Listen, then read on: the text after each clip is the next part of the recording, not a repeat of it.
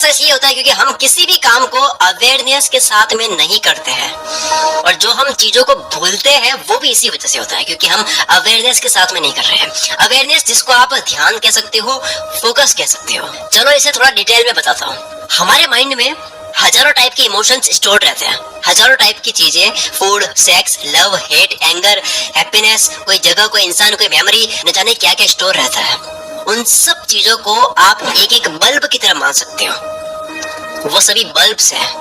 और अवेयरनेस यानी कि ध्यान का काम लाइट के जैसा होता है। जिस टाइम आप कपड़े के बारे में सोचोगे तब आप अपनी एनर्जी कपड़े के बल्ब को जलाने में दोगे।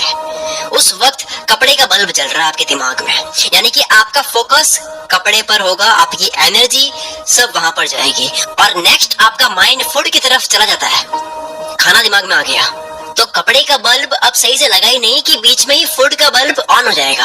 और इसी तरह से आप पूरे दिन 16 घंटे जितने आप जगते हो उतने घंटों में आप अलग अलग बल्ब लगाते हो और आपका टाइम वेस्ट करते हो, और आप अवेयर रहकर एक चीज के बारे में सोच नहीं पाते हो। जैसा मैंने अपनी एक वीडियो में बता रखा है, लॉ ऑफ अट्रैक्शन की वीडियो में, कि आप किसी एक चीज के बारे में 100% फोकस के साथ में सोचते हो, बट यहाँ तो हर बार अलग अलग बल्ब जलते रहते हैं। एक बल्ब ठीक से लगा ही नहीं, दूसरा लग जाता है, तो वो लाइफ में मैनिफेस्ट होता ही नहीं है। जो हम चाहते हैं वो हो नहीं पाता है क्योंकि फोकस नहीं रह पाते हैं, दिमाग कंट्रोल में नहीं है। अब इसका सोल्यूशन क्या है?